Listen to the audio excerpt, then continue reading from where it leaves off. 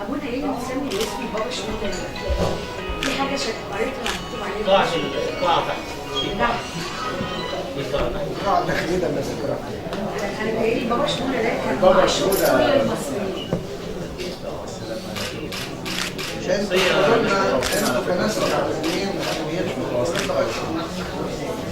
شرعي.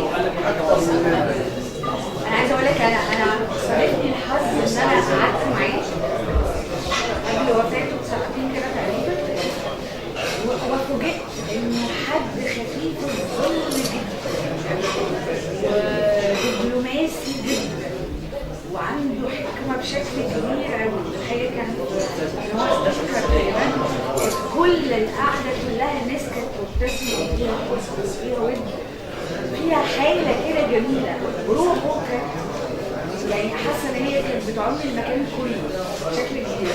واعتقد ان انا في يوم طلبت منه طلب بشكل خاص، ان انا قلت له انا كان ابني لسه صغير وابني اسمه محمد، فقلت له انا عايزه اتصور معاك يا ابونا صوره علشان تفضل لابني في ميراثه يشوفها وتتحط في الالبوم. ففعلا اتصورت معاه صوره كبيره واتحطت في الالبوم، وابني كبر شويه وكام سنه سالني هو ليه لابس كده؟ فابتدى توصل له المعلومه عشان ده بابا شنودة وده زي امام المسجد عندنا الاكتر زي شيخ الازهر، فابتدى يفهم ويعرف. فالحقيقه الصوره اللي انا طلبتها قد الغرض. احنا في اثنين زعلوا معلومه المصريين يا ابو. اثنين المصريين زعلوا معلومه جدا لما فعلا حصل كده فعلا. فضيله الامام محمد متولي الشعراوي و البابا شنودة، يعني المصريين تكوينهم زعلوا على الاثنين دول. ليه بقى؟ انا فاكر سعادتك ابونا بشوي يقول لك ان لما سمعت الخبر نزلت فورا علشان اخذ التلميذ والجنازه. من بدايه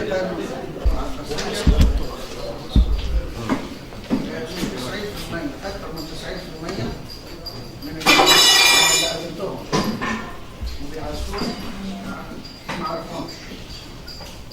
أكثر من عبارات من كلامي لما أقول لك الله يرحمه ما كانش أبوك لوحدكم هتقولوا إحنا كمان.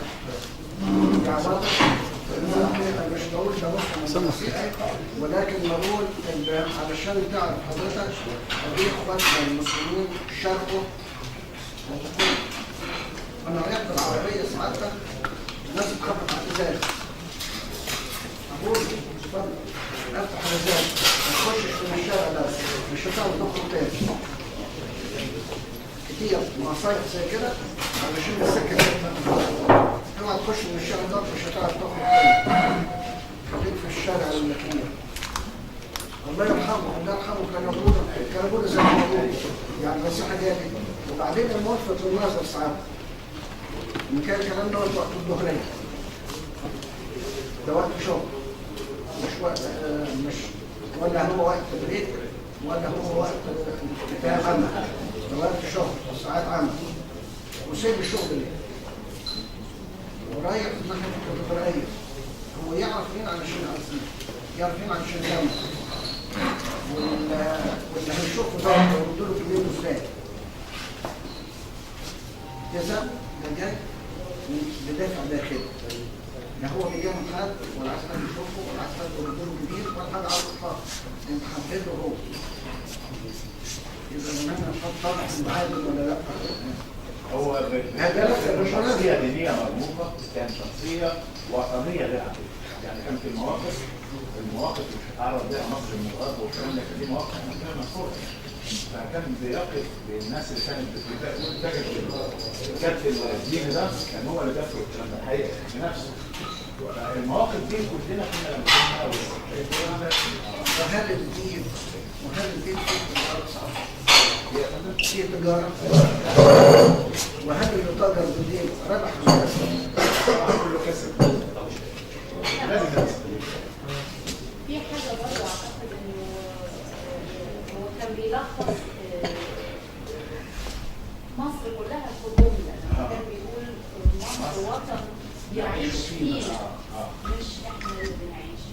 هو كان فيلسوف جدا. يعني الجملة اللي احنا عملنا عليها أغنية هي فلسفة بالإضافة لأنها حياة، يعني الشيء هو بيحياه يعيش.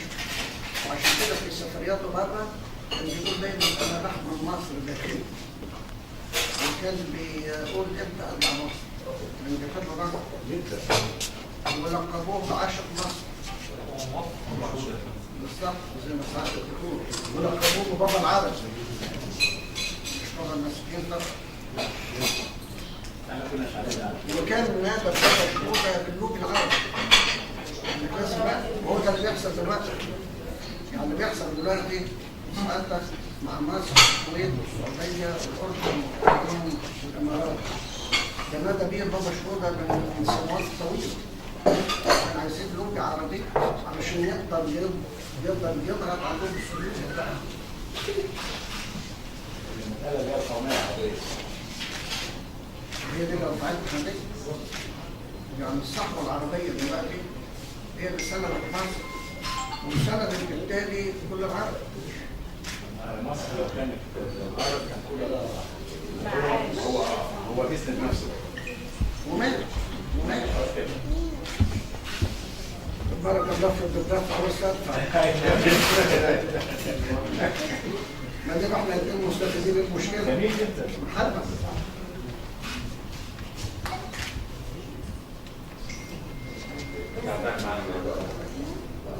خدنا بركة كل اللي تعب وأقول اللي جهز كل اللي حصل له جهزوا أقول الشغل. هو عارف إن أنا هتجوز ومش هقدر عشان راجل الشباب هو اللي عامل كل لا على فكرة يعني أبونا أنشط مني يعني هو بجد صحيح أنشط مني كتير. أنشط يعني هو نشيط وأنا أنشط. المهم ما تقعدش في صلاة ليه؟ تصدق؟ حرم المقدمة جامعة إن شاء الله. في أي حتة بنصلي مع بعض. من المطار على حضرتك على طول، فاحنا بنشكر حضرتك ونشكر على راسك. على المكان. ده شرف لينا ان احنا واستعمالنا العظيمه موجوده وكل اخواتنا راجعين يعني جايين من المطار على حضرتك، فده يعني شرف لينا كلنا. احنا بنشكركم كلكم على هذه اللفتة الكريمة وعلى تشريفكم لينا. واحنا في مصر في الصعيد بنقول لازم عشان اتكلم ولا مش هيشوفكم كلكم. واحنا في الصعيد بنقول الرجل الدب مطرح الخارج. لولا انتوا بتحبونا لولا ما كنا جاتونا ولولا حاسين اننا بنحبكم برضه ما كنتوش سالتوا عننا. فدي محبه منكم. انتوا عارفين حضراتكم ان احنا داخلين على الكريسماس كل سنه وانتم طيبين. فاحنا حضراتكم بخير. فاحنا النهارده بنعيد بدري شويه. لان حضوركم النهارده وسطينا ده عيد اخر لينا. احنا بنعيد عيد تاني بوجودكم. احنا فرحانين بتشريفكم وهناخد وعد قبل ما تخرجوا من هنا ان كل مره تيجوا الكويت تشرفونا. احنا بنحب الناس يا جاسر. واحنا كمان بنقول بنعيد لاخواتنا ونعيد مع اخواتنا. ما نعرفش نعيد لوحدنا لان العيد من غير اخواتنا ما يبقاش عيد. ومش بس اخواتنا اللي بيعملوا لنا عيد واحنا كمان ما نسيبهمش عيد لوحدهم، احنا كمان نعيد وياهم. ولو كنتوا سمعتوا او قريتوا اي فعاليات في الكويت تعرفوا حضراتكم ان هنا احنا واحد. اخوات يشهدوا بهذا المقيمين في الكويت يعرفوا هذا الكلام وشافوه على الطبيعه وعاشوه وياما قدموا وياما تعبوا وياما جاملوا. احنا ما نعرفش عيد مسلم وعيد مسيحي ولكن احنا حياتنا مشتركه وحياتنا مشتركه كلها. وفي مش عايز اقول الازمه الاخيره ولكن في الايام اللي عدت انتوا شفتوا وصورتوا وكتبتوا واعلنتوا وسجلتوا ازاي المسيحي كان بيصب الميه على ايدين اخوه المسلم عشان يتوضا ويصلي، وازاي الاخ المسلم كان يحرس اخوه المسيحي علشان يصلي وفي الميادين وفي الشوارع. واحنا كمان بنشكركم قوي وفرحانين بفعالياتكم قوي لانكم بتحبوا مصر اللي الكل بيحبها، واللي بيحب مصر نحبه، واللي بيخدم مصر بيشيلوا على راسنا لاننا بنحب مصر. مصر محبوبة الجميع على فكرة، مش بس احنا. مصر اللي قال عنها الشاعر وطني لو شغلت بالخلد عنه نازعتني اليه في الخلد نفسي. وزي ما تفضلت الاخت الكريمه وقالت مقوله قداسه البابا شنوده، مصر ليس وطنا نعيش فيه بل وطن يعيش فينا. وكثيره هي الاقوال اللي قالها قداسه البابا عن مصر والاقربوه عاشق مصر. قداسه البابا طرابلس ليس اقل وطنيه من هذا، ولكن وطني الى النخاع. وقداسته قال اذا كان العالم في يد الله فمصر في قلب الله. ده غير بقى سعادتك النبوات الكتير اللي اتكلمت عن مصر في الكتاب المقدس، كلنا حافظين مبارك شعب مصر. نبوات كتير وما فيش وقت للشرح، كلكم تعرفوا ومقتنعين هذا الكلام. هي مناسبة حلوة زي ما حضرتك بتقولي، المهرجان الجميل اللي انتوا بتعملوه واللي بنشكركم عليه. بنشكر الاستاذ حسام، بنشكر السادة السفارة والقنصلية والقائمين عليه ومحبتهم الكبيرة ووجودهم ونشاطهم. أنا الأستاذ عبد المنعم نعم قال على المهرجان ده بالمرة.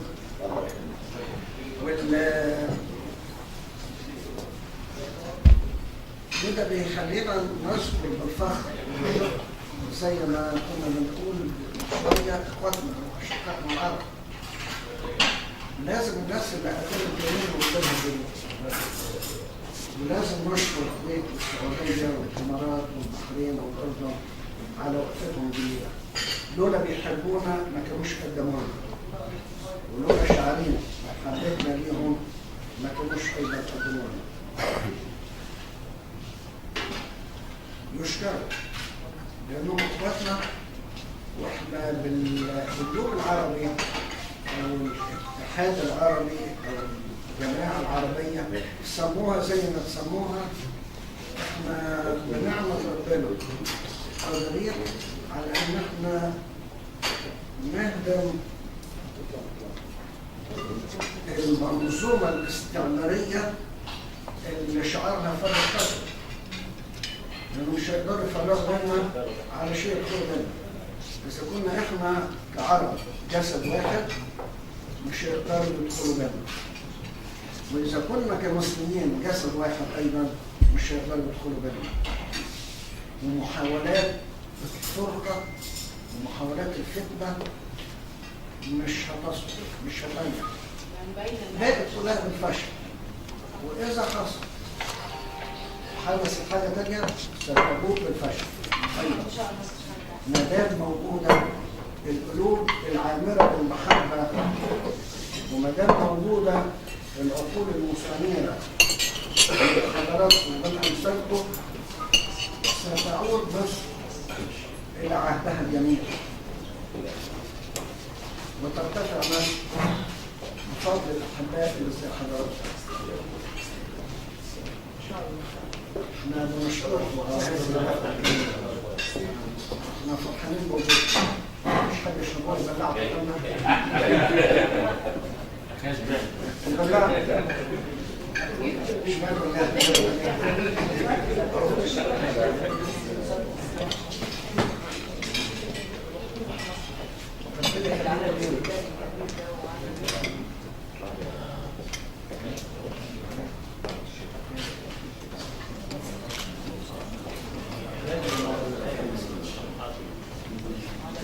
طيب هل كمسؤول عن السياحة تسمح لنا نزورها؟ عارفين الصعيدي، أنا صعيد عشان كده باخد راحتي. مش محدش يزعل. نعم. ما بعرفهاش لان التويل بيكم فمش عطشان. عارفين الصعيد اللي راح سوريا عايز فيزا يسافر بره مصر، اتكلم بجد. وبعدين ما كان فيها مستشار عمال ظريف عندنا الله يصلح له كده رزق شويه. الله يصلح حياته. فحس هو مش صعيدي بس فاهم الصعيدي كويس. قال له هتروح عايز ايه يا حبيبي؟ انا عايز فيزا. انا عايز اروح فين؟ انا عايز اروح مصر.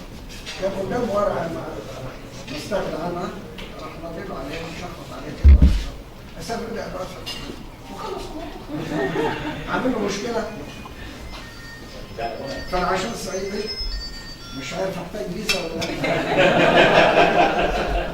اخر نكته يعني واخد 5 بتاع الازهر اللي جابت عايز تعيش. دي حضرناها دي. دي حقيقه واحد في الازهر امام مسجد مؤذن فجاب ابونا عايز يتعين. لما راح في الوزاره احكيها يا ابونا احكيها يا ابونا ليه واحد بره خليك كده.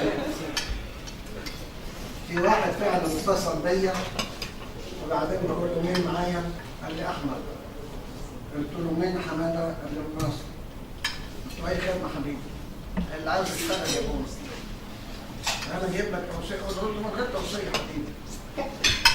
تشتغل ايه يا حبيبي؟ قال لي مؤذن. في المسجد ولا في الكنيسه؟ يعني في المسجد يا ابونا. قلت له عباية يا حبيبي ده بكره انا قلت بكره علشان ادي نفسي فرصه مساحه من الوقت علشان لو لقيت التليفون صاير التليفون مقفول لقيت البطاريه خلصت نايم بقت عنده ميتنج اي كان يعني اي احتمال. اتصلت بيه تاني يوم حماده معايا؟ ايوه. قلت له عارف وزاره الاوقاف؟ قال لي اسال عنه. قلت له في الدور الثاني روح مكتب الافتاء والتشريع. قال له فهتلاقي هناك الشيخ حسن مناع الله يرحمه او حسن مراد مناع عشان ما اقدرش اقول الفرق طلع كده فعلا يا جماعه.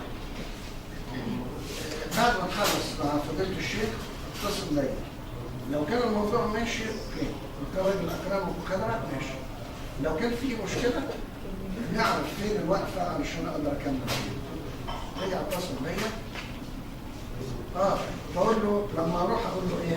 قلت له اقول له انا مطالب مين اخوك؟ الراجل الشابونه المسيحي؟ قال له مش شيخ مسلم؟ قلت له اخوه ازاي؟ قلت له سعيد يا حبيبي ما دام ما تعرفش تقول له اخوك قول له بطرف ابوك. انا ما اعرفش اقول كده. فرجع بعد كده اتصل بيا تاني يوم ايوه حماده عملت ايه مع فضيله الشيخ؟ قال لي ده الراجل اكرمك قوي وحط ايديه معاه الامتحان ما يعرفش على الموظفين. فقلت له طيب قبل الميعاد ده واليومين ده انا كلمت حبيبي علشان اشوف اللجنه اللي هتمتحن ده انا قلت له. رجع كلمني بعد كده وبصيت عليه انا مش بمشيك ازاي وخلاص انا فعلا عايز اتكلم. جالي واتساب اتصلت بالشيخ حسن قلت له ابعت لك الولد على شيء يشتغل يسقط المولانا. قال لا ما كانش عندي، كان عندي الشيخ حسين. قلت له الشيخ حسين الازهري اللي قاعد قدامكم ده اللي اتكلم قبل مني امام مسجد المزيني. الشيخ حسين اللي قاعد قدامي ده يعني انا بقول قصه ابطالها موجودين. قلت لهم الشيخ حسن علشان ربنا يديه الصحه ما قدرش يجي تلاقوا الدكتور مراد والباشمهندس محمد ولاده موجودين معانا. فبقول للشيخ حسين قال لا ما كانش عندي كمان الشيخ حسن. قلت له لا الشيخ حسن كان عندك. قال لك انا قلت له كان عندك انت. مولانا مش انت كنت ماسك اللجنه بتاعت الجامعه الاسلاميه؟ قال لي حتى رجال الجواب معايا يا اخي خلينا ناكل عيش يا اخي ما تقطعش علينا. قلت له بص يا مولانا اذا الواد ما اشتغلش في المسجد هشغله في الكنيسه.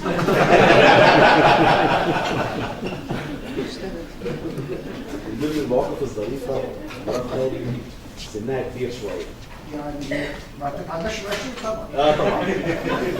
فكان في واحد احنا هنا في الكويت لا مؤاخذه مع الستات عندنا 20 ولا رجال عندنا 30. ايوه ده القواعد اللي عندنا. فكان في واحد مسيحي ظروفه الماديه تعبانه فعرض عليا ان هو يعمل اعلان.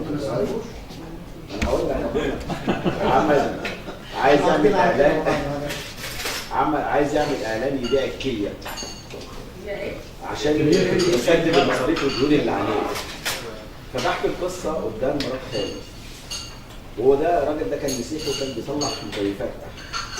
بتقول لي بس ده مسيحي، افرض اللي اخذ الكليه بتاعته مسلم، ازاي الكليه هتبقى بتاعت مسيحي وتخش في مسلم؟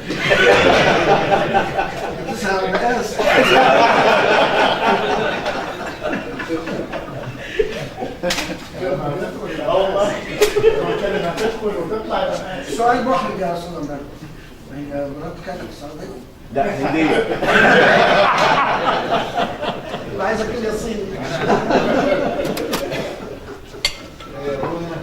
لو كنا عند كنت واحد عبدالله في البيت كانت راسه الضوء وكلهم قاموا عشان يصلوا. كنت واقف مع الرشة ورا بقول لك الله طب هم هيصلوا قالوا احنا نقف نصلي احنا كمان. هو لسه كانوا مصليين.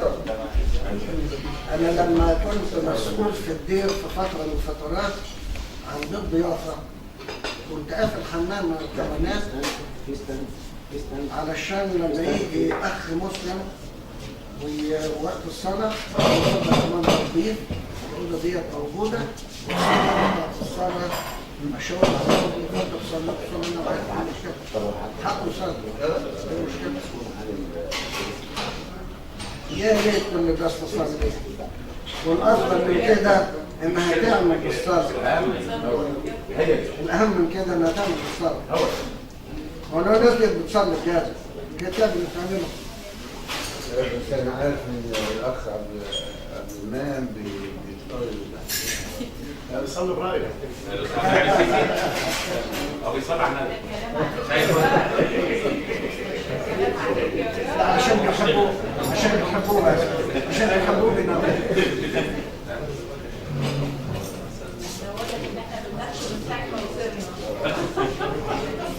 لا هو قدام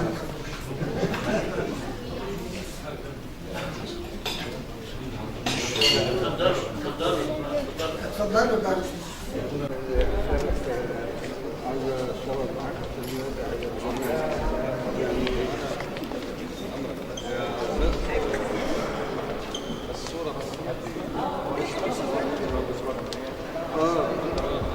انا عايز حاجه برايفت انا بقول ان احنا يعني نعيشنا مع بعض. يا بوس عشان يا بوس وحده زي ابني.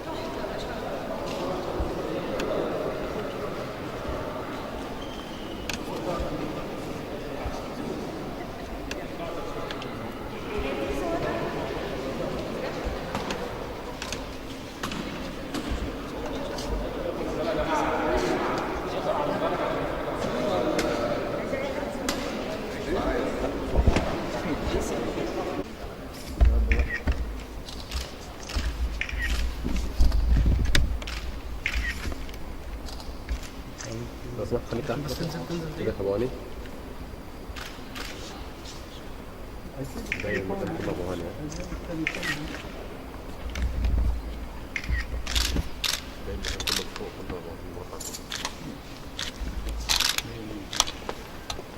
بس كده ورا شاشة